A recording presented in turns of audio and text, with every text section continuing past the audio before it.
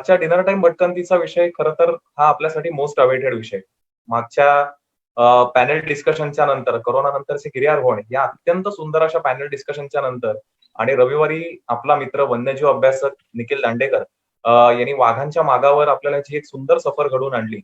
तर या सगळ्याच्या नंतर आज आपण वळलेलो आहोत रणझुंजार या आपल्या मालिकेकडे आणि त्याचं पहिलं पुष्प आज आपण सादर करतोय. आपल्याबरोबर आहेत सुरतेची लूट की स्वराज्याची भरपाई या अत्यंत गाजलेलं आपलं जे सेशन झालेलं होतं, तर त्याचे व्याख्याते आणि आपल्यावर आज पुन्हा जॉईन झालेले ज्येष्ठ दुर्ग आणि इतिहास अभ्यासक श्री गिरीशजी टकले. भाई, तुमचं स्वागत आहे डिनर टाइम भटकंतीमध्ये. नमस्कार सर्व दर्शकांना. मी नमस्कार माझा. भारताच्या इतिहासात सुवर्णाक्षरांनी लिहून ठेवलेला असा जो दिवस आहे तो म्हणजे शिवराज्याभिषेक दिन आहे. आणि या दिनी मला मराठ्यांच्याच इतिहासातल्या एका रोमहर्षक पर्वाची आपल्याला माहिती देण्याची संधी आपल्याला मिळते, आपल्या पुढे मिळते. मला याबद्दल मी स्वतःला अतिशय भाग्यवान समजतो आणि या सर्व माहितीचा आपण लाभ करून घ्याल अशी मला आशा वाटते. नक्कीच. आणि रामसेचा किल्ला माहिती नाही खरं तर असा भटका सापडणं अवघडच आहे. मूर्ती लहान पण कीर्ती महान असं ज्याचं आपल्याला वर्णन करता येईल. आणि त्यांनी मुघलांना दिलेली जी दीर्घकाळ कडवी झुंज आहे त्याचा समग्र इतिहास आपण 2 पार्ट मधनं ऐकणार आहोत आज आणि उद्या रात्री 9 वाजता आपल्या डिनर टाइम भटकंतीमध्ये.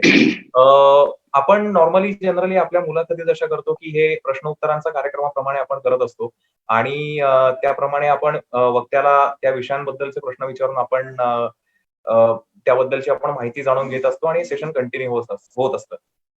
पण खरं तर आजचं सेशन आहे रादर आजचं आणि उद्याचं सेशन आहे याचा आपण पॅटर्न थोडासा बदललेला आहे. गिरीश भाई पूर्णपणे या सेशनची सूत्र सांभाळणार आहेत आणि आपल्या सर्वांना या सगळ्याचा लाभ घेता येणार आहे. मुख्य विषयाकडे वळण्याच्या आधी भाई मला तुम्हाला असं विचारायचंय की बेसिकली रामसेज ची लढाई इतिहासामध्ये खूप प्रसिद्ध आहे. इतिहासामध्ये तशा बऱ्याचशा लढाया झालेल्या आहेत आणि ज्यांचे दाखले आपण अनेकदा देत असतो. पण रामसेजची लढाई हा विषय तुम्हाला अभ्यासाला का घ्यावा असं वाटला? आताच ओंकारनी जसं म्हटलं की मूर्ती लहान आणि कीर्ती महान, असं या रामशेजच्या किल्ल्याच्या लढ्याच्या बाबतीमध्ये घडलेलं आहे. आणि रामशेजच्या लढ्याचं जेवढं पुराव्यानिशी वर्णन आपल्याकडे उपलब्ध आहे तेवढं फार थोड्या किल्ल्यांच्या लढायांचं किंवा त्याच्या वेढ्यातल्या लढायांसंबंधीचा आपल्याकडे किंवा वाचकांपुढे आधी हा लेख स्वरूपात लिहिलेला होता. हा विषय जो आहे तो समग्रपणे मांडावा, कारण की या सर्व पुरावे जे आहेत हे वेगवेगळ्या इतिहासकारांनी त्याचा जो इतिहास लिहिलाय त्याच्यात ते समग्र पुरावे जे आहेत हे आतापर्यंत आपल्याला एकत्रित रीतीने वाढले गेलेले नाहीयेत. आणि या सूक्ष्म रीतीने हा संपूर्ण जो लढा आहे हा कसा घडला हा आपल्या पुढे हा विषय आणण्याचा माझा या निमित्ताने प्रयत्न आहे. त्यामुळे अतिशय मी बारीक सारीक गोष्टींचं ह्याच्यामध्ये वर्णन आपल्या पुढे करणार आहे की एक लहानसा किंवा थोडासा मध्यम साईजचा किल्ला असतो त्याला वेढा कशा प्रकारे दिला जातो, तो वेढा कसा चालतो, वेढा घालणारे आणि ज्यांना वेढा घातलाय ते हा कशा प्रकारे या सगळा संघर्ष चालवतात, त्याच्यातल्या राजसत्ता आहे त्या एकमेकांशी कशा पद्धतीने वागत असतात, त्या तिथली पुरवठ्याची यंत्रणा असो, तिथली लष्कराच्या हालचाली असो, तिथले मार्ग असोत, या सगळ्यांचा आपल्याला या लढ्याच्या निमित्ताने विचार करायचा आहे. आणि तो बहुतांशी अनेक प्रकारच्या अशा लढ्यांना किंवा अशा प्रकारच्या वेढा दिलेल्या लढ्यांना हा लागू होऊ शकतो. म्हणून तो जास्त विस्ताराने आपल्या पुढे मांडण्याची माझी इच्छा आहे. गिरीश भाई, आणि नक्कीच स्वागत आहे आपल्या या संपूर्ण अभ्यासाचं. आणि या दोन्ही सत्रांमध्ये तुम्ही जे मांडणार आहात ते ऐकायला आम्ही 100% सगळेच जण उत्सुक आहोत. यापुढची सगळी सूत्र मी तुमच्याकडे सोपवतो आणि वाचकांना माझी अशी विनंती आहे की समजा आपले काही प्रश्न असतील तर आपण सेशनच्या शेवटी किंवा सगळी लढाई झाल्याच्या नंतर म्हणजे उद्याच्या सत्रामध्ये तुम्ही ते विचारू शकता. सो गिरीश भाई, मी तुम्हाला विनंती करतो की आजची सगळी सूत्र तुम्ही हातात घ्यावीत आणि आजच्या पुरती मी सर्व आपल्या व्ह्युअर्सची रजा घेतो. आपण सेशन संपताना पुन्हा एकदा भेटूया. धन्यवाद. धन्यवाद. पुन्हा एकदा मी छत्रपती शिवाजी महाराज आणि छत्रपती संभाजी महाराज या दोघांच्या स्मृतींना वंदन करतो आणि माझ्या विषयाकडे वळतो. सन 1682च्या मार्च मध्ये बादशाह औरंगजेब जो आहे हा दक्षिणेमध्ये म्हणजे त्याच्या दख्खनच्या सुभ्याची राजधानी असलेल्या औरंगाबाद या शहरी आला. बऱ्हाणपूरहून बादशाह औरंगाबादला आला आणि बरोबर बादशहाच्या अफाट असं मनुष्यबळ त्याच्याबरोबर होतं. औरंगजेब बादशाहला दक्षिण काही नवीन नव्हती. दक्षिणेतली माती आणि दक्षिणेतली माणसं ही दोन्ही त्याला माहिती होती.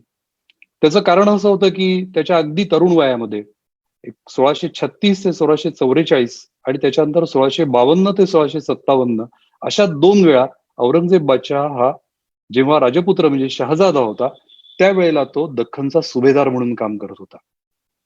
1657 मध्ये त्याला ही कामगिरी सोडून घाईनी उत्तरेकडे जावं लागलं. कारण की त्याचा पिता जो आहे शहाजहान तो आजारी पडल्यामुळे वारसा संघर्ष निर्माण झाला आणि त्यामुळे औरंगजेबाने आपलं दक्षिणेतलं काम जे आहे ते अपुरं टाकून तो घाईघाईने उत्तरेकडे निघून गेला. पण 1657 आणि आता 1682 म्हणजे जवळजवळ 25 वर्षाचा कालखंड लोटलेला होता. आणि या 25 वर्षात बरंच पाणी वाहून गेलेलं होतं. दक्षिणेतली पूर्णपणे परिस्थिती जी आहे ती बदललेली होती. आणि दक्षिणेतलीच नव्हे तर संपूर्ण भारतातली परिस्थिती बदललेली होती. पण तत्पूर्वी देखील आपल्याला असं बघायचंय की बादशहाला स्वतःला दक्षिणेमध्ये येण्याचं काय कारण झालं. 25 वर्षानंतर बादशहाने असा का निर्णय घेतला की आपण स्वतःच दक्षिणेमध्ये जावं आणि जवळजवळ 1,00,000चं पायदळ, कमीत कमी 50,000चं घोडदळ, असंख्य प्रकारचा नोकरवर्ग आणि इतर माणसं असा सगळा लवाजमा घेऊन बादशाह स्वतः दक्षिणेमध्ये आला. त्याला काय मुख्य कारण झाली. पहिल्यांदा रामशेजच्या लढ्याचा विचार करताना आपल्याला या मुद्द्याचा विचार करायला पाहिजे की असं काय कारण घडली की बादशहाने स्वतः दक्षिणेमध्ये येण्याचं ठरवलं. माझ्या मते ती 3 महत्वाची कारणं आहेत. त्याच्यातलं सगळ्यात महत्वाचं कारण असं आहे की बादशहाचा जो आवडता लहान मुलगा त्याचा अकबर, त्याला दिलरास बानू या त्याच्या आवडत्या राणीपासून झालेला हा जो मुलगा होता यांनी बादशहाच्या विरुद्ध बंड केलं होतं आणि तो आश्रयाकरता दुर्गादास राठोड या मारवाड संस्थानच्या म्हणजे जोधपूरच्या सरदाराबरोबर दक्षिणेमध्ये आलेला होता. या अगोदरच्या ज्या घटना आहेत त्या आपल्याला त्याच्यात खोलात जायला वेळ नाही, परंतु एवढंच सांगेन की औरंगजेबानी मारवाडच्या घराण्याशी संघर्ष ओढवून घेतला होता. महाराणा जसवंत सिंगच्या मृत्यूनंतर वारशाचा प्रश्न जेव्हा निर्माण झाला तेव्हा जसवंत सिंग जेव्हा मरण पावला तेव्हा त्याच्या दोन्ही राण्या गर्भवती होत्या आणि त्याच्या मृत्यूनंतर त्या पश्चात त्यांना पुत्र झाले. एक गेला आणि एक राहिला, तो अजित सिंग राठोड.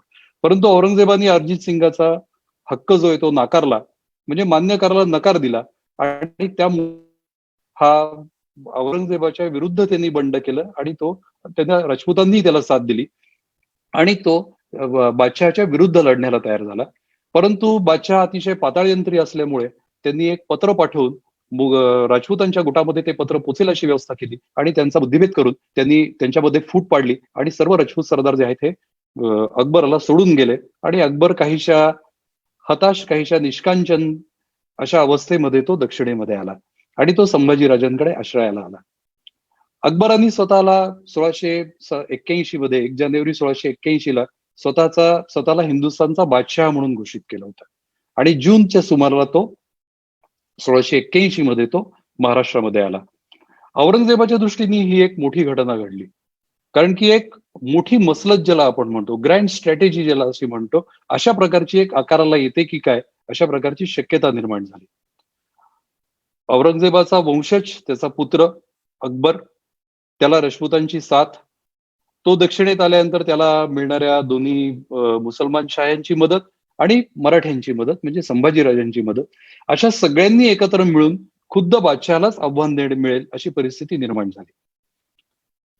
कारण की हे सर्व म्हणजे अकबर, शहाजादा अकबर आणि संभाजीराजे हे आपलं सैन्य घेऊन बऱ्हाणपूरला येणार आणि तिथून अकबराची द्वाही पुन्हा फिरवणार आणि मग अकबराचा स्वतःचं सिंहासन त्याला खाली करण्याची वेळ येणार. अशा प्रकारची परिस्थिती, अशा प्रकारच्या वदंता अख्ख्या हिंदुस्थानभर गेल्या आणि अशा प्रकारचं वातावरण निर्माण झालं आणि औरंगजेब काळजीत पडला. तो वरपांगी अकबराला पत्र लिहून त्याच्याविषयी प्रेम दाखवत असे, परंतु आतून त्याला या गोष्टीची निश्चितपणाने भीती वाटत होती की आपल्या सिंहासनाला ह्याच्यामध्ये खरोखरीचा धक्का पोचू शकतो आणि त्यामुळे अकबराच्या मागोमाग त्यांनी दक्षिणेत यायचं ठरवलं आणि दक्षिणेत आल्यानंतर त्याला ज्यांनी सहाय्य केलेलं होतं त्या संभाजीराजांचाही त्या निमित्ताने परामर्श घ्यायचा, त्यांच्यावरही हल्ला करायचा, हाही त्याचा हेतू होता. पहिला हेतू आपल्या पुत्राच्या बंडाचा बंदोबस्त करणं, जमलं तर त्याला अटक करणं, हा हेतू होता. आणि आता मी सांगितलं तसा दुसरा हेतू जो होता तो मराठ्यांचं जे नव्याने निर्माण झालेलं राज्य होतं ते गिळंकृत करण्याचा होता.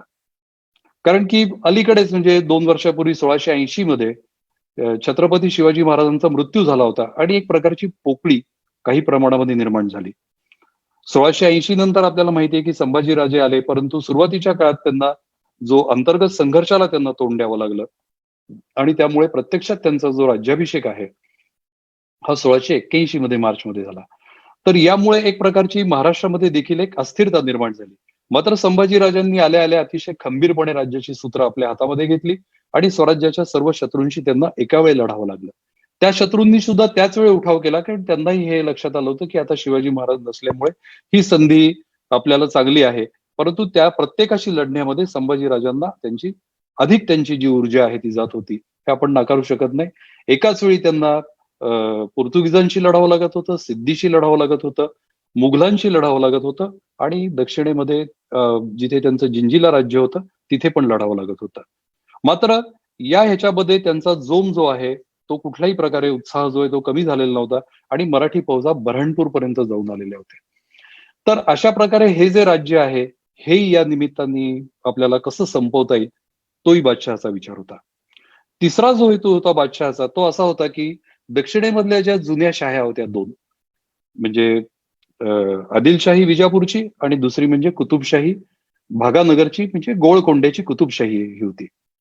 या दोन्ही शाह्या ज्या आहेत त्या आपल्याला माहिती आहे की साधारणतः इसवी सन 1500च्या सुमाराला स्थापन झाल्या. त्याच्यातली जी निजामशाही होती ती 1636 साली ती संपली आणि त्याचं जे राज्य आहे ते मुघल आणि आदिलशाही यांच्यामध्ये ते दुभागलं गेलं. त्याच्यानंतरच्या काळामध्ये आदिलशाही जी आहे हिचा प्रवास अवनतीकडे सुरू झाला.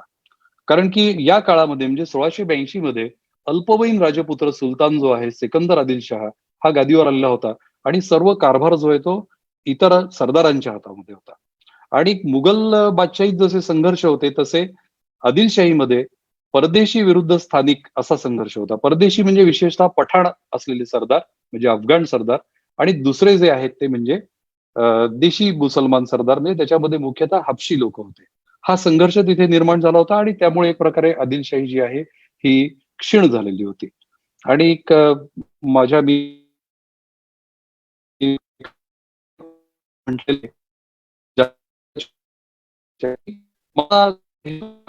बदलापूरच्या लुटीचा हा संपूर्णपणे खरं म्हणजे विजापूर जिंकण्याचा होता. मोठी व्यूहरचना आहे जी विजापूर हे अलगद फळ आता पिकलेलं आहे ते आपल्या हातात पडलं तर बघावं हा त्यांचा प्रयत्न होता.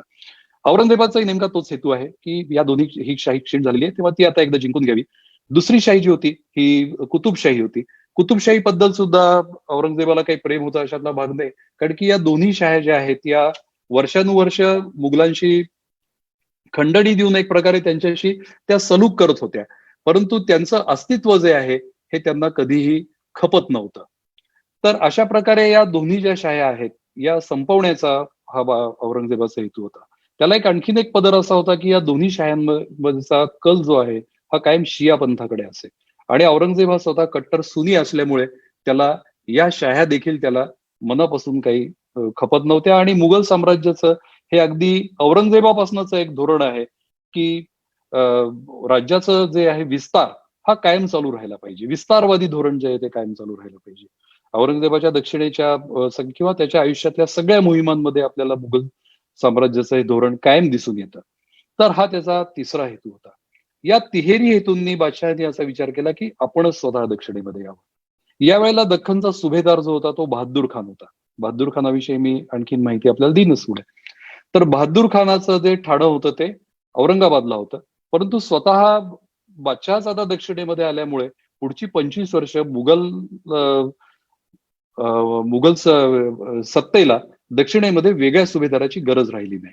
त्यामुळे एक प्रकारे बादशहा सर्व सूत्र जी आहे दक्षिणेमध्येही हलवत होता. तर अशा प्रकारे या 3 कारणांनी बादशहाचं आगमन जे आहे हे दक्षिणेमध्ये झालं. मात्र या वेळेला संपूर्ण भारतातली म्हणजे मी आधी तुम्हाला सांगितलं की तो 1657ला महाराष्ट्रात होता, दख्खनमध्ये होता. मित्र मी दख्खन हा शब्द जाणीवपूर्वक वापरतोय कारण की आपण जेव्हा दक्षिण भारत म्हणतो तेव्हा त्याच्यामध्ये सुदूर दक्षिण ज्याला आपण म्हणतो म्हणजे तामिळनाडू जो आहे तो, केरळ जो आहे तो हा सुद्धा त्याच्यामध्ये अंतर्भूत होतो. परंतु जेव्हा आपण दख्खन म्हणतो तेव्हा आपण महाराष्ट्र, कर्नाटक आणि आंध्र प्रदेशचा बराचसा भाग, विशेषतः तेलंगणाचा भाग हा त्याच्यामध्ये आपल्याला गृहीत असतो. म्हणून मी सतत दख्खन हा शब्द वापरतोय.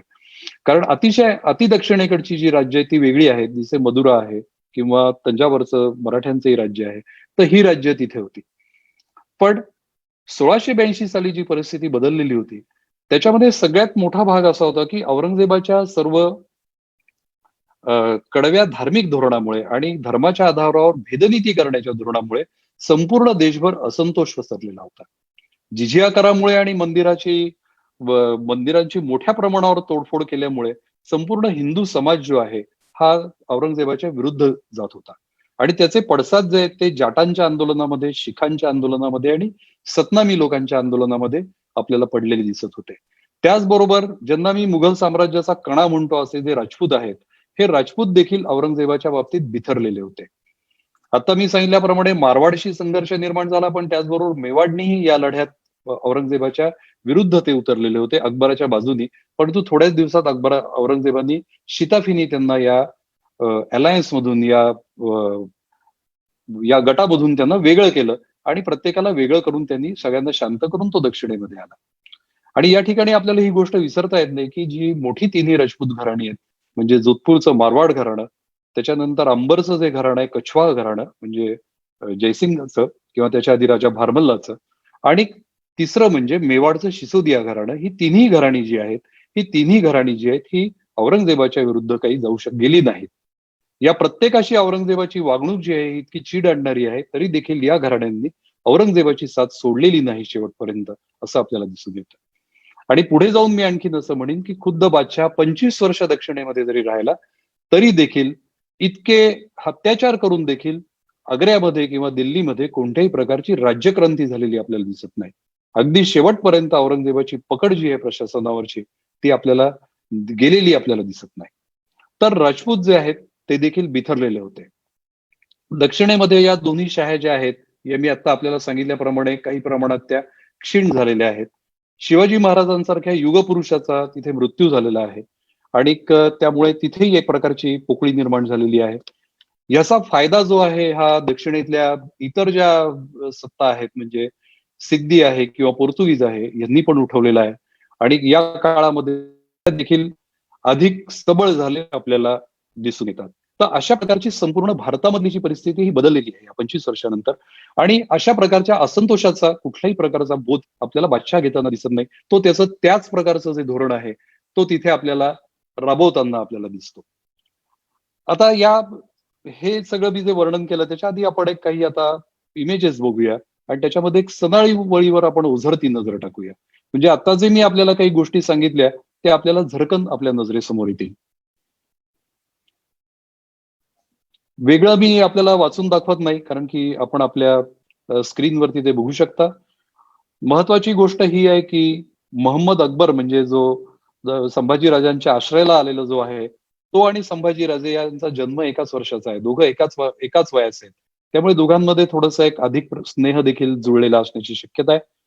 शिवराज्याभिषेक आपल्याला माहिती आहे. त्याच्या आधी मिर्झा राजा जयसिंगांचा मृत्यू झाल्यानंतर काशी विश्वेश्वराची विटंबना झाली आणि जसवंत सिंग राठोडाचा मृत्यू झाल्यानंतर जिझिया कर लागू झाला. थोड्या वेळापूर्वी मी आपल्याला सांगितलं तसं 18 जून 1680 ला संभाजी राजांचं मंचकारोहण झालं.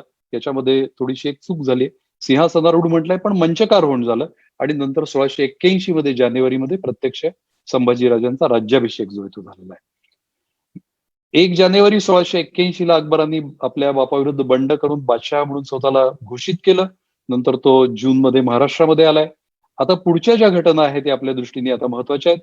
त्या म्हणजे या लढ्यामध्ये ज्याचा सहभाग येतो शहाबुद्दीन खान जो आहे, हा महाराष्ट्रामध्ये आहे. तो जालन्याहून साल्हेरला रवाना झालाय डिसेंबरमध्ये. बहादूर खान ज्याचा संबंध आहे तो पेडगावला झालाय आणि अंतिमतः 22 मार्चला म्हणजे मार्च 82 मध्ये औरंगजेब जो आहे बादशाह, तो औरंगाबाद येथे आलेला आपल्याला दिसतो. पुढे पुढची इमेज आपण घेऊया. हे संभाजी राजांचं सुप्रसिद्ध चित्र आपण पाहतोय. या ठिकाणी मी आपल्याला असं सांगू शकेन की एका युगपुरुष अशा व्यक्तीचा संभाजी राजे हे पुत्र आहे. परंतु संभाजी राजांना ज्या प्रकारच्या संकटाला तोंड द्यावं लागलंय ते म्हणजे प्रत्यक्ष बादशहाची स्वारी. ही संभाजीराजांना आपल्या खांद्यावर पेलावी लागलेली आहे. तशी वेळ खुद्द शिवाजी महाराजांवर पण आली नाही. त्यामुळे हे महासंकट कशा प्रकारचं आहे त्याची देखील मी झलक आपल्याला पुढे एका इमेजमध्ये दाखवणार आहे. पुढे इथे बादशाह औरंगजेब आपल्याला दिसतोय, तो वृद्धत्वाकडे आलेला आहे. वयाच्या 60 नंतर तो आलेला आहे. औरंगजेबाचा जन्म आपण मगाशी बघितलाय 1618चा आहे. त्यामुळे आता त्यांनी 60 ओलांडली आहे, तरी देखील बादशहाचा उत्साह जो आहे तो खूप दांडगा होता. नेक्स्ट. ही इमेज जी आहे ही आपल्याला मी मुद्दाम दाखवतोय कारण की बरेच इतिहासाचे अभ्यासकही बघत असतील आणि त्यांना अनेकदा असे उल्लेख त्यांना मिळतील की बादशाह तख्ते रवावर बसून तो त्या ठिकाणी गेला. तर आपल्याला या चित्रामध्ये आपल्याला जे दिसतं आहे ते बादशाह जिथे बसलाय ते एक लाकडी सिंहासन आहे. बादशहाची स्वारी या सिंहासनावर बसत असे. या इथे जी व्यक्ती आहे ही बहुधा जुल्फिकार खान असण्याची शक्यता आहे, मात्र मी ठाम विधान करू शकत नाही त्या बाबतीमध्ये. आणि हे बादशहाचं चलत सिंहासन आहे, हे लाकडाचं केलेलं, आणि ज्याला आपण इंग्रजीमध्ये पॅराफर्नेलिया म्हणतो, म्हणजे लवाजमा म्हणतो. तो सर्व लवाजमा जो आहे हा असा जात असे आणि बादशहाच्या स्वारीचा रोजचा वेग हा जास्तीत जास्त 5 ते 6 किलोमीटर असे. तर अशा प्रकारे बादशहाची स्वारी ही महाराष्ट्रातल्या सगळ्या अंतर्गत भागामध्ये ठिकठिकाणून जात असे. अगोदर रेकी करायला, टेहळणी करायला अगोदर छोटस सैन्य पुढे जाई आणि मग बादशहाचं मार्गक्रमण होत असे पुढे. यानंतर आपण इथे बघणार आहोत ते संभाजीराजांचं महाराष्ट्रातलं राज्य, म्हणजे स्वराज्य, ज्याला आपलं मूळ स्वराज्याचा भाग जो आहे तो म्हणू आपण. म्हणजे छत्रपती शिवाजी महाराजांच्या मृत्यूच्या समयी एवढं राज्य जे आहे हे मराठ्यांच्या ताब्यामध्ये होतं, संभाजीराजांकडे होतं. त्यातलं दक्षिणेतलं राज्य मी इथे दाखवलेलं नाहीये, कारण की मला फोकस जो आहे तो याच राज्यावर करायचा आहे. या ठिकाणी आपल्याला दिसतंय की इथे सिद्धी आहे. या ठिकाणी हा एक थोडासाच भाग आहे, साधारणतः 40-50 किलोमीटरचा किनारपट्टीचा. या ठिकाणी पोर्तुगीज आहेत, या ठिकाणी रेवदंडा आहे, त्याच्यानंतर पुढे वसई आहे, ही पोर्तुगीजांची जी आहे ती ठिकाणं आपल्याला या ठिकाणी दिसतात. त्याच्यानंतर हे संपूर्ण मुघल साम्राज्य आहे या ठिकाणी, आणि इथे आपण बघतोय की इथे आदिलशाहीचं राज्य आहे. तर या प्रकारची आहेत.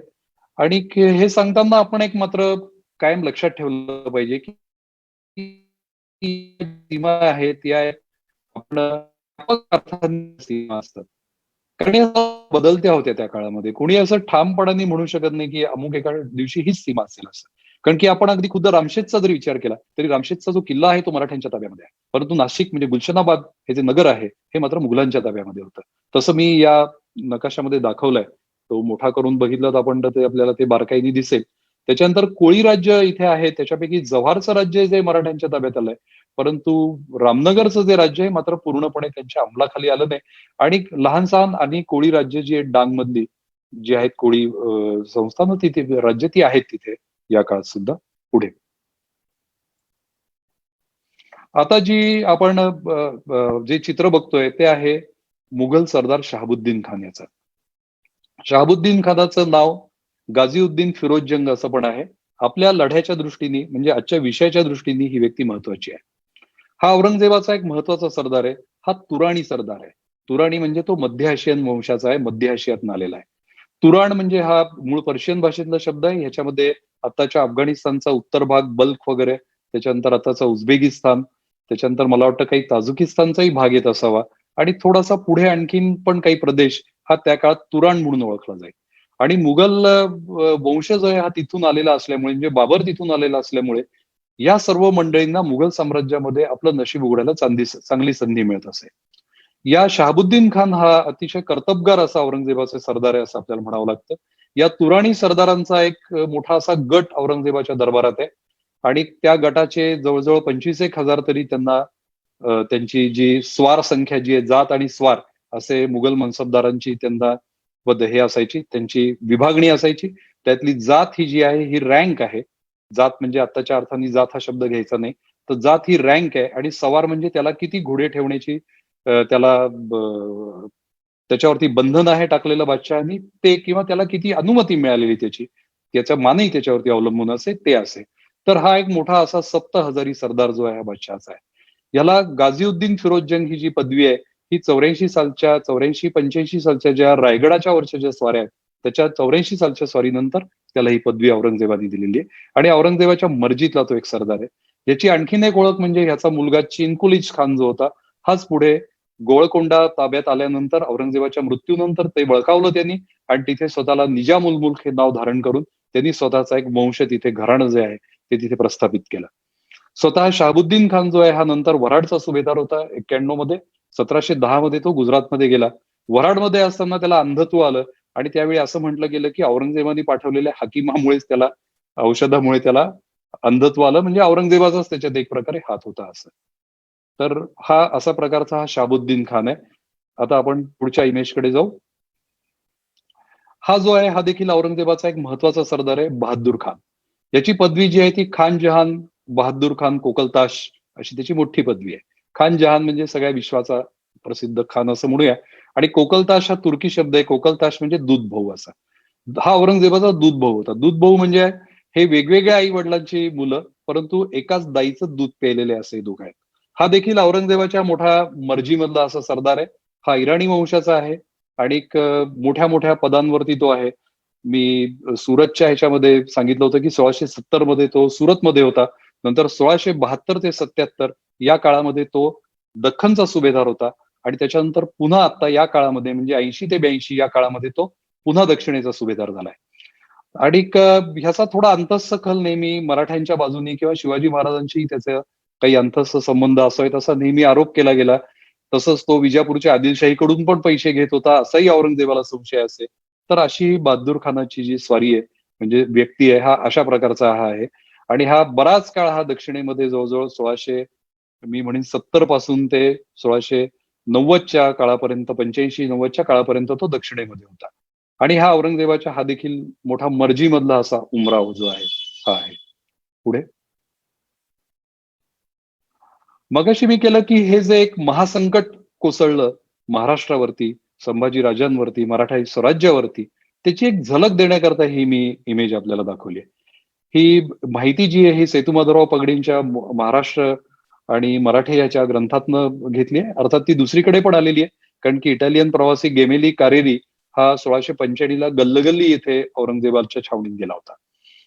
आता 1695 आणि माझा आताच्या, कारण घोडदळ साधारणतः 60,000चं आहे आणि पायदळ जे आहे ते 1,00,000चं आहे. उंट आणि हत्ती 50,000 आणि 300 अशा संख्येने आपल्याला इथे दिसतात.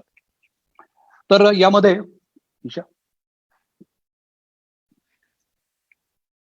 ते पॉड दे जरा मला.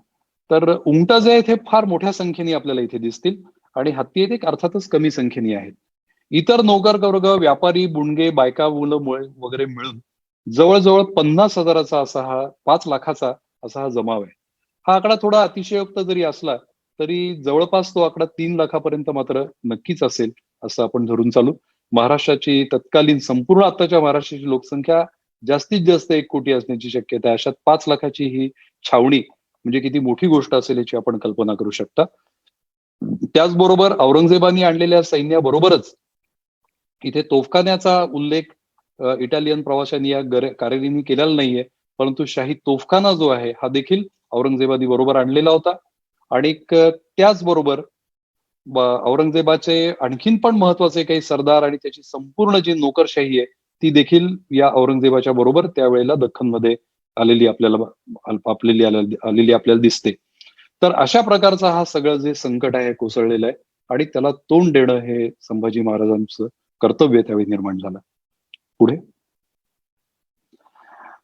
आता आपल्याला यायचंय की रामशेजची निवड बादशहानी का केली. ही या प्रकारची जी छावणी ही मी गलगलीची वर्णन केली, पण सुरुवात त्याची औरंगाबादला झाली. औरंगाबादला ही सगळी मंडळी आल्यानंतर पुढे ती नगर मार्गे पुढे दक्षिणेकडे गेलेली आहेत. आणि नगरलाही आपल्याला माहिती आहे की ब्रह्मपुरीला बादशहाची बराच काळ छावणी होती. तर बादशहानी त्याच्या दक्षिणेतल्या अनुभवावरून असं जी तो शिकलेला होता की मराठ्यांची जी शक्ती आहे ही त्यांच्या किल्ल्यांमध्ये आहे आणि किल्ले जोपर्यंत आपण आपल्या ताब्यात घेत नाही तोपर्यंत मराठ्यांच्या वरती आपल्याला विजय मिळवता येणार नाही. आणि म्हणून बादशहानी असं ठरवलं की आपण पहिले मराठ्यांच्या किल्ल्यांना हात घातला पाहिजे आणि म्हणून त्यांनी रामशेजची निवड जी आहे ती केली. आता रामशेजची निवड का केली ह्याच्या मागे आपल्याला त्याची कारणं समजून घेतली पाहिजे. कारण की एवढा मोठ्या लवाजमेनिशी बादशाह आल्यानंतर, एवढे मोठे मोठे उमराव त्याच्या हाताशी असल्यानंतर त्यांनी ही निवड का केली असावी. मगाशी आणखीन एक मुद्दा आपल्याला सांगायचा त्याच्यामध्ये होता की बादशहानी आणलेलं जे घोडदळ होतं त्याच्याशिवाय बादशहाचं दक्षिणेत ठेवलेलं जे कायम घोडदळ होतं, जे औरंगाबादला आणि इतर काही भागामध्ये पसरलेलं असायचं, तेही सुमारे 50,000चं असणार आहे. त्याशिवाय जे मोठे सरदार आहेत, बहादूर खान आहे किंवा शहाबुद्दीन खान आहे, यांची पण स्वतःची जी आहे ती घोडदळ आहे. कारण की हे मूळ सगळे घोडदळचे अधिकारी आहेत. तर या सगळ्या लोकांचा एवढी त्याच्याकडे फौजफाटा असताना त्यांनी या लहानशा किल्ल्याचा पहिले का विचार केला असेल, हे आपल्याला जाणून घेतलं पाहिजे. त्याच्यामागे 3 कारण आहेत. पहिलं कारण असं आहे की रामशेजचं जे स्थान आहे हे सामरिक दृष्ट्या महत्वाचं आहे. त्याच्या जवळ नाशिक म्हणजे गुलशनाबाद हे महत्वाचं ठिकाण आहे मुघलांचं, ठाणं आहे. आणि त्या ठाण्याचं रक्षण करणारा हा एक द्वारपाल आहे, म्हणजे तिथे असलेला भोरगड किल्ला, ज्याला त्या काळात देहरी म्हणत असतील असं माझा अंदाज आहे. तर भोरगड आणि रामशेज हे दोन्ही किल्ले जे आहेत हे हे एक प्रकारे द्वारपाल आहेत. आणि सुरतेकडून येणारा जो मार्ग आहे हा म्हणजे खाली दक्षिणेकडे येणारा मार्ग हा इथूनच जातो, या दोन्हींच्या मधल्या खिंडीतनं जातो. आणि त्यामुळे बादशहाला हे माहितीये, कारण की सुरतची 2दा लूट झालेली आहे, त्यामुळे हे महत्वाचं जे ठिकाण आहे हे आपल्या ताब्यात असलं पाहिजे असं बादशहानी ठरवलेलं असावं. त्याच्यानंतर दुसरा मुद्दा असा आहे की आपण जर का महाराष्ट्राचा म्हणजे या सगळ्या भागाचा आपण विचार केला तर आपल्याला वेगवेगळ्या डोंगर मालिका सर्व आपल्या दुर्गप्रेमींना माहिती आहे. त्याच्यातली एक डोंगर रांग जी आहे ही त्रिंगलवाडी पासून सुरू होणारी ती त्रिंबक परिसरातल्या किल्ल्यांपर्यंत जाते. आणि हे सर्व किल्ले जे आहेत हे मराठ्यांच्या ताब्यात आहेत. दुसरी जी सातमाळ्याची रांग आहे ही आपल्याला माहितीये की अचला किल्ल्यापासून सुरू होते आणि ती पुढे चांदवडच्या किल्ल्याकडून त्याच्याही पुढे आणखीन जाते आणि पुढे मग अंकाई टंकाईला ज्याला आपण अजिंठा रांग म्हणतो ती सुरू होते. परंतु या ज्या 2 रांगा आहेत म्हणजे सातमाळा रांग आणि त्रिंबक रांग, या दोन्ही रांगेचा जर का मध्यबिंदू आपण काढला तर तो रामशेज हा किल्ला येतो. आणि त्यामुळे हे महत्वाचं रसदेच्या दृष्टीने, लॉजिस्टिक्सच्या दृष्टीने ते महत्वाचं ठिकाण आहे. तर त्यामुळे औरंगजेबाने हा निर्णय घेतला असावा की आपण इथे जावं. तिसरं कारण असं आहे की त्याच्यामध्ये तुलनेने रामशेजचा किल्ला हा लहान आहे. त्यामुळे बादशहाने असाही विचार केला असावा की एक सुरुवात जी असते ती एका लहानशा प्रकरणापासून सुरू केली तर सुरुवातीला यश मिळेल आणि मोहीम आपली पुढे सरकेल. त्यामुळे पहिले ह्या लहानशा किल्ल्यापासून आपण सुरुवात करू, हाही एक हेतू असू शकतो.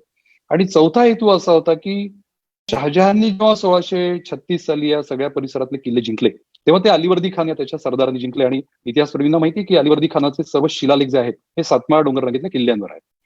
तर हे किल्ले जिंकताना त्यांनी रामशेज पासून सुरुवात केली होती असं म्हटलं गेलं. आणि त्यामुळे रामशेज हा एक शुभशकुनी किल्ला आहे असं त्यांना मुघलांना वाटत असावं.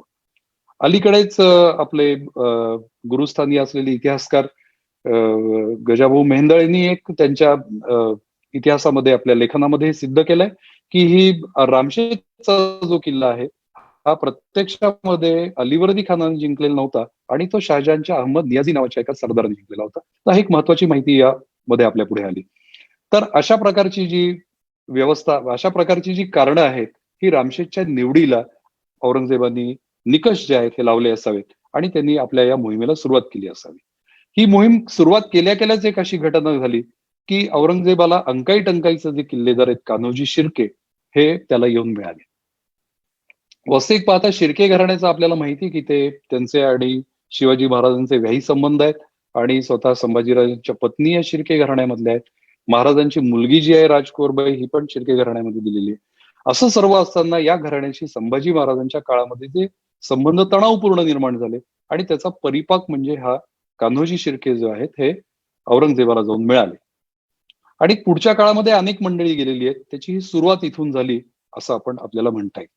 आता प्रत्यक्षामध्ये कान्होजी शिर्केंचं जे म्हणजे त्यांना जे सरदारकी मिळालेली ही जून मध्ये मिळालेली आपल्याला कागदपत्रांवरून दिसते. परंतु जून मध्ये प्रत्यक्ष बादशहाशी त्यांची भेट झाली असावी आणि बादशहांनी त्यांना खिलतीची वस्त्र दिली असावी. आणि त्यांनी म्हणजे तुम्हाला आश्चर्य वाटेल की बादशहांनी त्यांना 6,000 जात आणि 5,000 स्वार अशा प्रकारची त्यांना हे दिलेली आहे, त्यांना रँक दिलेली आहे, त्यांना मनसब दिलेली आहे. आणि त्यांच्याबरोबर त्यांचे जे दुसरे आहेत तानाजी शिर्के त्यांना थोडी तुलनेने कमी आहे, 2,000 रँक आणि जात आणि 500 स्वार अशी दिलेली आहे. तर ही दोन्ही हे जे भाऊबंद आहेत हे औरंगजेबाला जाऊन मिळालेले आहेत. आणि औरंगजेबाचा हेतू आहे की जेवढे मराठा सरदार आपल्या बाजूने खेचता येतील ते तेवढे खेचायचे. आणि त्या निमित्ताने त्यामुळे औरंगजेबानी मोठ्या प्रमाणावरती अशा प्रकारच्या मनसबदारी ज्या आहेत या महाराष्ट्रामध्ये दिलेल्या आहेत. पुढच्या काळामध्ये रामचंद्र अमात्यांवर बरीच टीका झाली की त्यांनी वतनं दिली अशा प्रकारे मराठ्यांना आणि जी शिवाजी महाराजांच्या काळात दिली जात नव्हती, हे बरोबर आहे. परंतु जे औरंगजेबानी केलं त्याला तोंड देण्याकरता राजाराम महाराज, ताराबाई आणि त्यांचे कारभारी म्हणजे रामचंद्र पंत अमात्य यांना या मार्गाशिवाय दुसरा पर्याय नव्हता. कारण की असं जर का केलं नसतं तर वतनाच्या किंवा मनसबीच्या लोभाने मंडळी औरंगजेबाकडे जायला सुरुवात झालेली होती. तर त्याची सुरुवात ही या कान्होजी शिर्केंपासून झालेली आपल्याला दिसते. तर ही अशा प्रकारे औरंगजेबाचं जे सैन्य जे आहे हे या रामशेजकडे आलं. आता आपण रामशेज का ह्याच्याकरता काही थोड्याशा इमेजेस आता बघू, ज्याच्यानी आपल्याला तिथली भौगोलिक परिस्थितीची आपल्याला कल्पना येईल.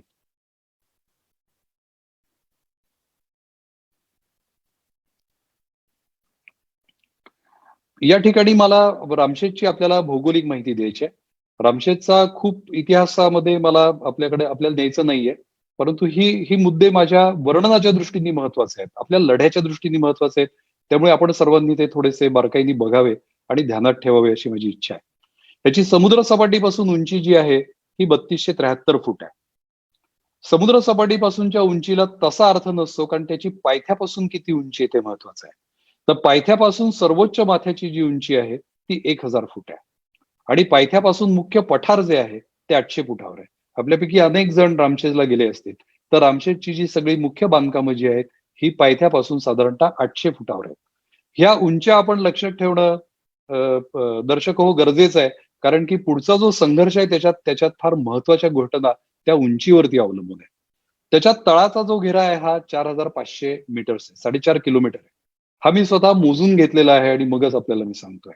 वरचं जे क्षेत्र आहे हे 15 एकर आहे, म्हणजे ते किती लहान आहे याची आपल्याला कल्पना आहे. त्या तुलनेमध्ये तुम्ही बघितलं तर पन्हाळगडाचं क्षेत्र आहे हे साधारणतः 350 एकर आहे, किंवा याचं क्षेत्र जे आहे रायगडाचं क्षेत्र आहे हे 800 एकरापासून 1000 एकरापर्यंत असू शकतं, परंतु 600 एकर तरी नक्कीच आहे रायगड असं म्हणायला काहीच हरकत नाही. पाण्याची टाकी आहे ती 26 टाकी आहे.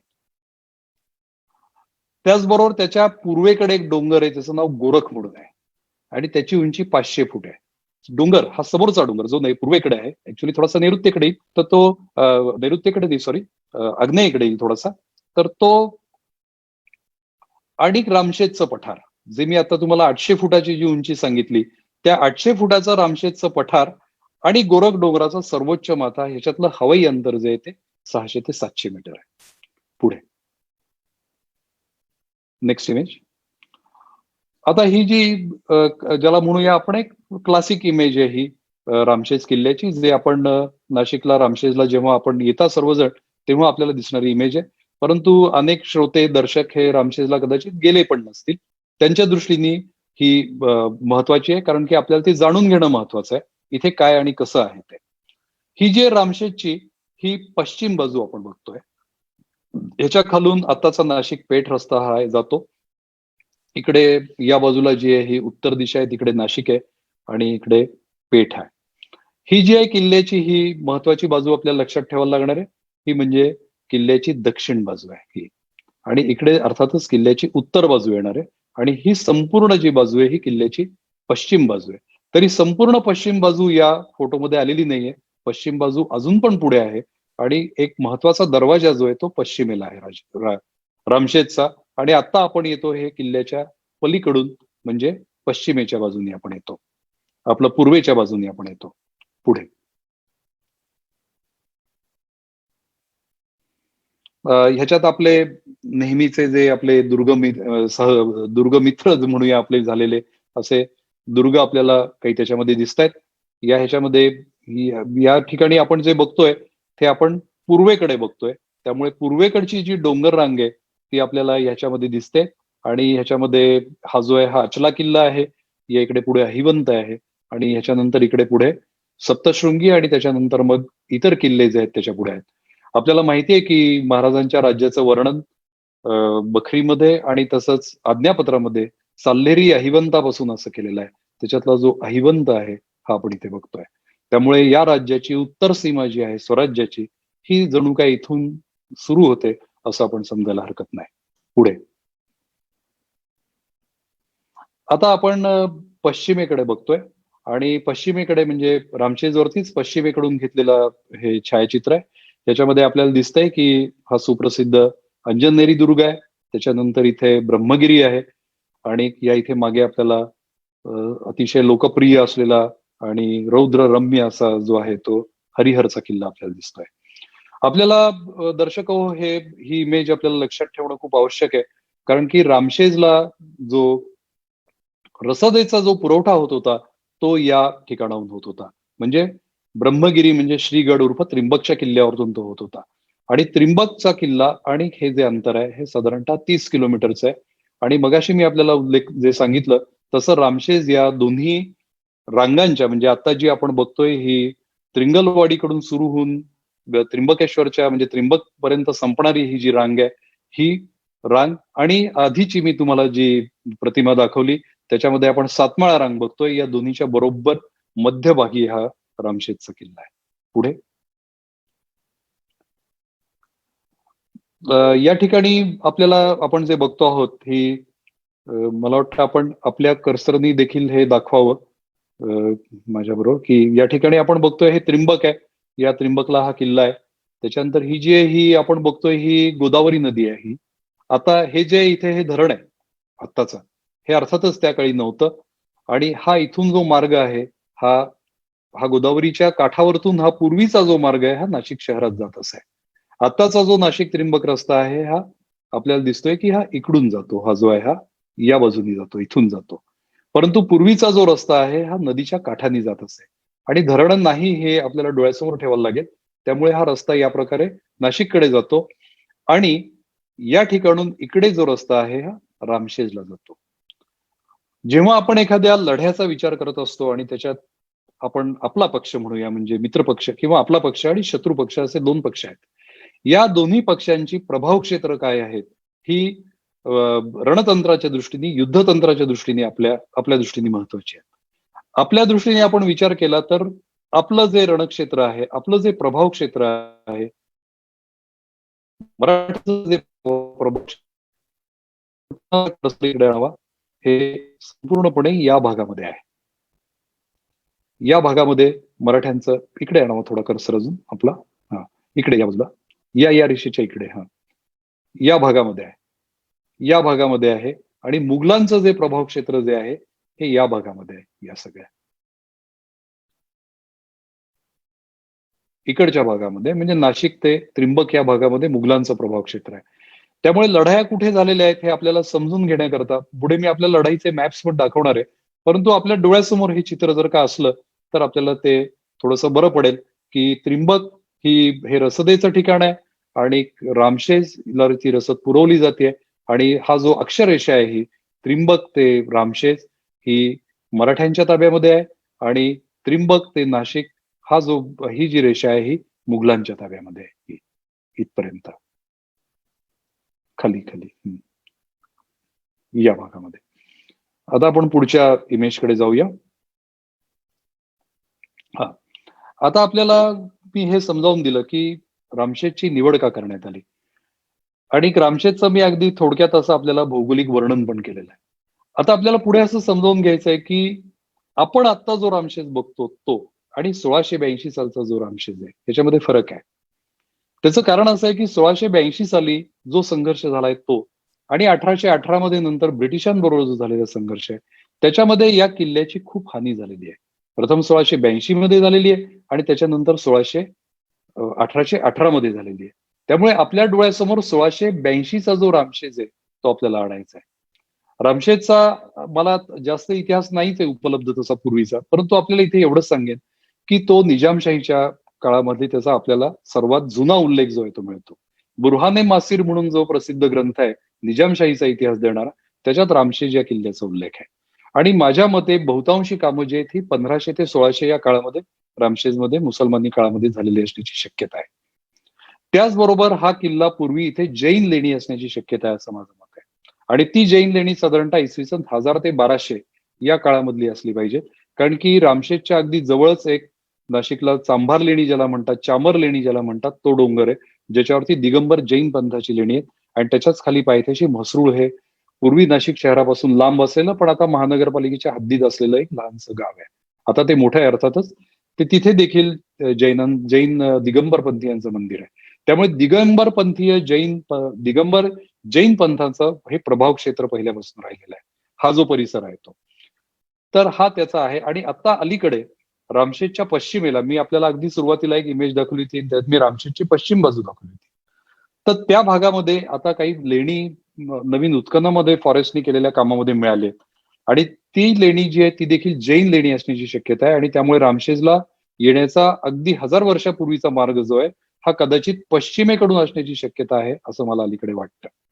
आणि जी लेणी आता नव्याने मिळालेली लेणी आहे ती आपण पुन्हा आता गेलात की बघू शकता सर्वजण, पश्चिमेच्या टोकावर आहेत अगदी कड्याच्या. त्या लेण्यांचा वापर हा बहुतेक मुसलमान काळात आणि मराठा काळामध्ये दारुगोळ्याच्या साठ्या करता म्हणजे संग्रह करता दारूखाना म्हणून सुद्धा केलेली असण्याची शक्यता असू शकते. आता आपण या ह्याच्यामध्ये काही रामशेजच्या ज्या आहेत त्या प्रतिमा आपण बघूया आणि थोडासा त्या किल्ल्याचा एक आपण अदमास आपण घेऊया, त्याची एक रचना आपल्या डोळ्यासमोर त्यामुळे राहील संघर्ष समजून घेताना. आता जी आपण इमेज बघतोय ही रामशेजची गोरख डोंगरावरून घेतलेली आहे, म्हणजे पूर्वेकडून घेतलेली इमेज आहे.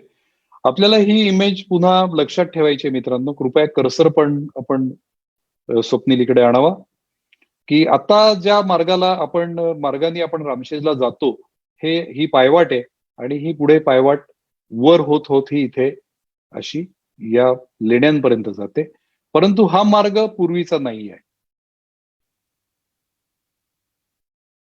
इथे आणावा कर्सर, इथे रेड, हा आत्ताचा मार्ग आहे, परंतु हा जो मार्ग आहे हा ब्रिटिशांनी मूळ मार्ग जो आहे 1818 मध्ये तोडलेला आहे आणि मूळ मार्ग जो आहे तो या ठिकाणी आहे साधारणतः मूळ मार्ग, आणि त्यावेळेला तो उडवून दिला गेला 1818 मध्ये. जे ब्रिटिशांनी अनेक किल्ल्यांचे जे दगडी मार्ग जे आहेत खडकांमधनं जाणाऱ्या दगडी पायऱ्या असलेल्या, कातळ कोरीव ज्याला आपण हल्ली खूप आवडता शब्द आहे सर्वांचा, त्या कातळ कोरीव पायऱ्या ज्या आहेत त्या उडवलेल्या आहेत तिथे. कृपया आपला कर्सर असा इथे टाकावा.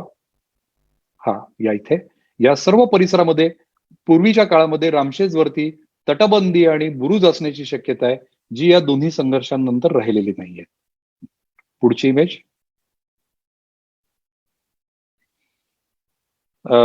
हे जे मी आपल्याला दाखवतोय या ठिकाणी थोडासा कर्सर खाली आणावा. इथे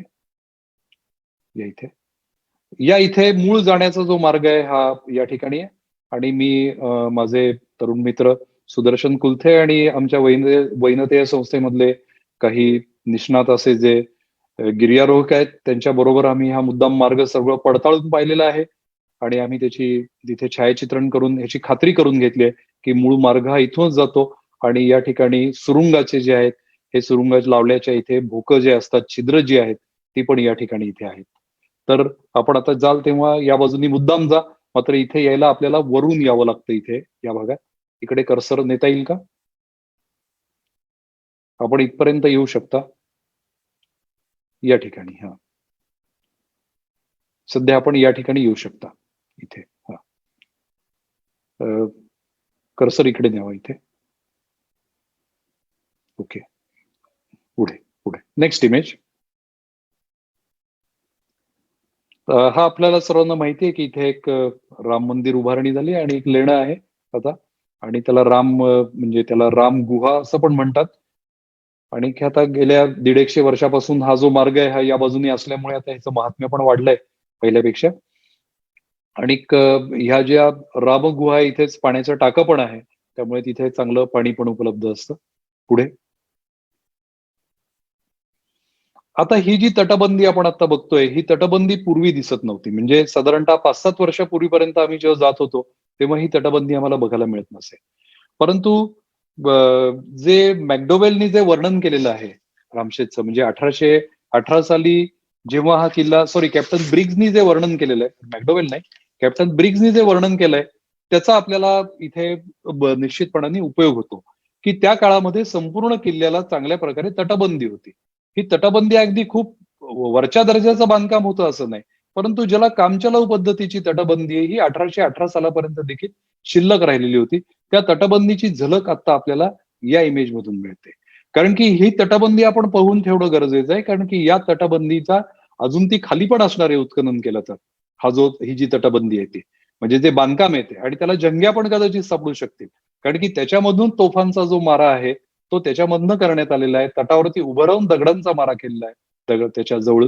त्यामुळे ही तटबंदी संपूर्ण किल्ल्याच्या पठाराला त्यावेळेला असण्याची शक्यता आहे. पुढे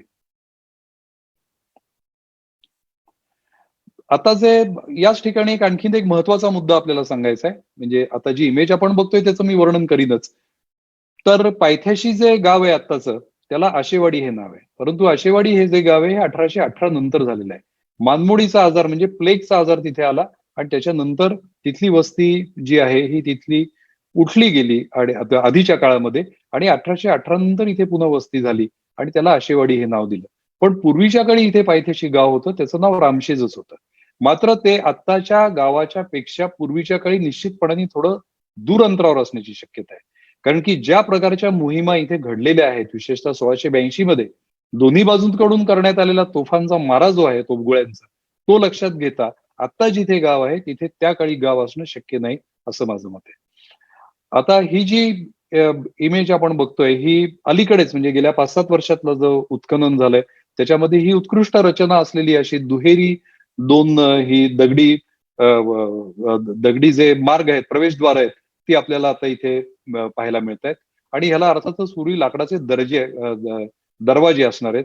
अशाच प्रकारची जी बांधकामं आहेत ही आपल्याला हडसर, जीवधन, चावण या परिसरातले जे सुद्धा दगडी जे दगडामध्ये जे कोरीव दरवाजे आहेत ते आपल्याला तिथे पण बघायला मिळतात.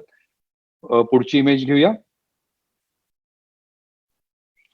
या ठिकाणी आपण बघताय की एक लहानसं भोक आहे आणि रामशेजला जेव्हा आपण वरतून चढतो तेव्हा मगाशी इमेज जे आपल्याला मंदिर दाखवलं त्याच्या खाली एक गुहा आहे, जी पुढची इमेज त्या गुहेची येईल ती आधी घेतली असती आणि तर बरं झालं असतं, पण ती आता आम्ही पुढे दाखवतो तुम्हाला.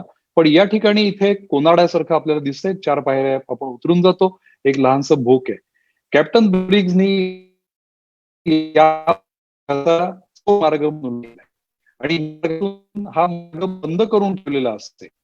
तो त्याच्यावरती ढापे टाकून किंवा गवत टाकून, कचरा टाकून तो बंद ठेवत असत. त्याच्यातनं एकच माणूस खाली जाण्या येण्याची शक्यता होती, म्हणजे सोय केलेली असते गरजेपुरती. आणि तो खरोखरी हा गुप्त मार्ग आहे असं म्हणायला हरकत नाही, कारण की हा या 4-5 वर्षामध्ये तो उघडकीला आणण्यापर्यंत आम्हाला म्हणजे सर्व त्या जाणाऱ्या किल्ल्याप्रेमींना हा मार्ग माहीत नव्हता. हा या बांधकामामुळे लक्षात आला आणि कॅप्टन ब्रिग्जच्या लिखाणाला आपल्याला दुजोरा मिळाला. पुढे ही ती गुहा आहे आणि या गुहेमध्ये आपला रेड कर्सर इथे न्यावा आपण कृपया. या ठिकाणी हे जे भोक आहे मित्र हो, हे तिथे खाली उघडलं जातं.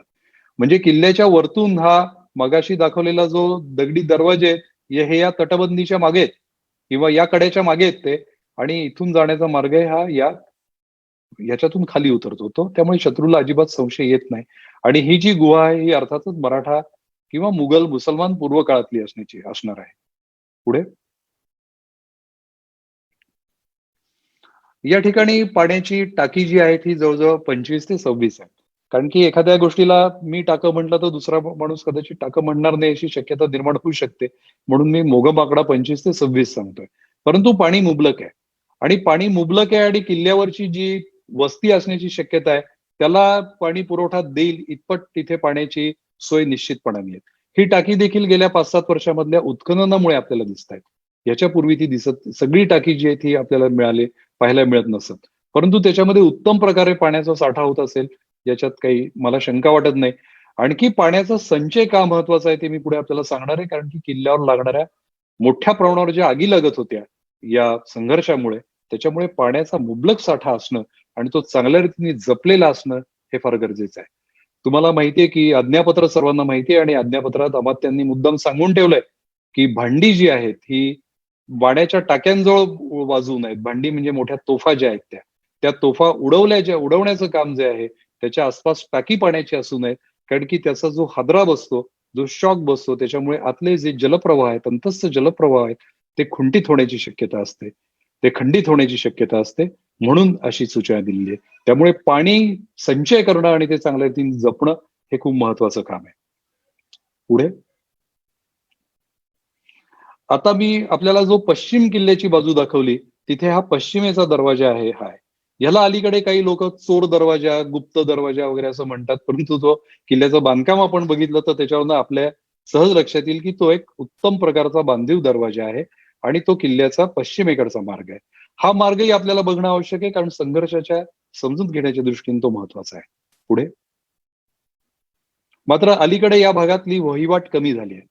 आता ही जी मी आपल्याला इमेज दाखवतोय, इथे किल्ल्याच्या उत्तर टोकाला आपण आलेलो आहोत मित्रांनो. आणि या उत्तर टोकाला आपल्याला दिसेल की इथे अशा खोबणी इथे आपल्याला दिसतील.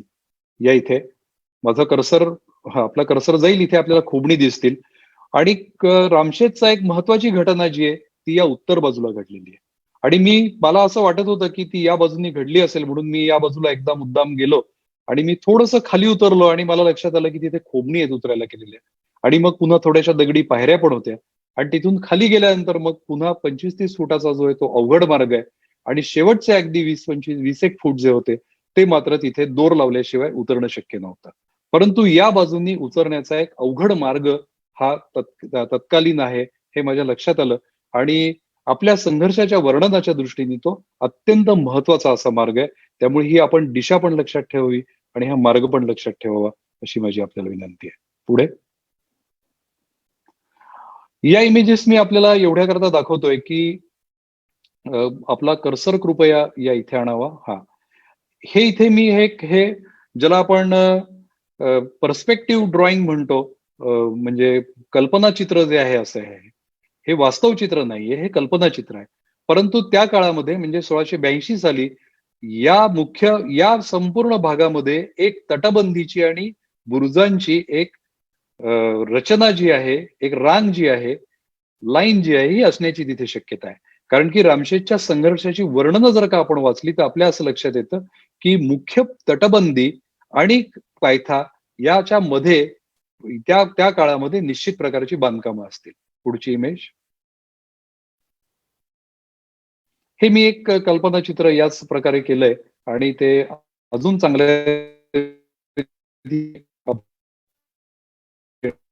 दर्शकाची आणखी चांगली कल्पना देऊ शकेल. पुढे नेक्स्ट इमेज. हे आपण सर्वांनी ओळखलं असेल. हा आपला सर्वांचा आवडता जो दुर्ग आहे तो राजगड दुर्ग आहे हा. आणि ही या इथे मागे आपल्याला दिसतं, इकडे मागच्या बाजूला सिंहगड आहे या इथे. आणि ही इमेज मला आपल्या दाखवण्याचा उद्देश आहे की इथे उभी तटबंदी आहे.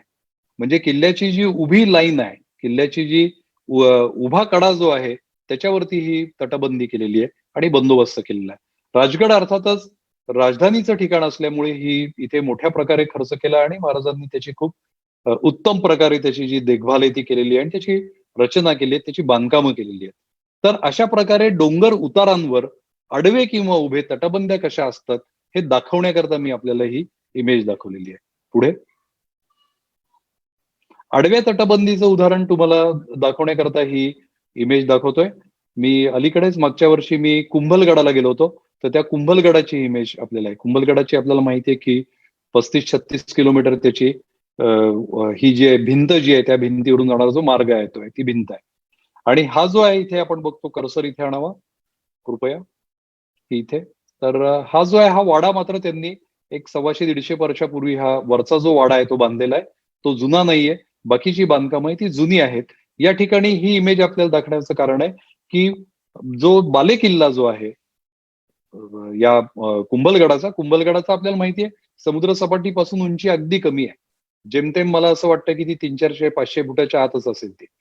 तर तरी देखील त्याला आडवी तटबंदी केलेली आहे. अशा प्रकारची जी आडवी तटबंदी आहे ही रामशेजला देखील त्या काळामध्ये असण्याची शक्यता आहे, म्हणून ही मी इमेज आपल्याला दाखवली आहे. पुढे या ठिकाणी आपल्याला जो आता एक आपला जो संपूर्ण टप्पा आहे हा इथे तयार होतो. या ठिकाणी आपल्याला मी किल्ल्याचा तो त्या काळामध्ये कसा असेल, म्हणजे 1682 मध्ये कसा असेल याचं एक आपल्याला थोडंसं दर्शन घडवण्याचा मी आपल्याला प्रयत्न केलेला आहे. आणि त्याच्यावरतून आपल्याला लक्षात येईल की इथे सगळी कशी परिस्थिती असेल आणि दोन्ही बाजू एकमेकांशी कशा प्रकारे लढल्या असतील त्याची. हा मराठ्यांच्या ताब्यामध्ये आहे. त्याच्यानंतर ही जी दिशा ही पूर्व दिशा आहे. या इकडे औरंगाबाद आणि इकडे अहमदनगर आहे. आणि शहाबुद्दीन खान हा जो आहे हा या भागातनं म्हणजे इकडून आलेला आहे. प्रत्यक्षात तो साल्हेरकडून आलेला असण्याची शक्यता आहे. तो त्यामुळे याही भागातनं आलेला असण्याची शक्यता आहे. परंतु बहुतांशी मुघल सैन्य जे आहे ते इकडून आलेलं असण्याची शक्यता आहे.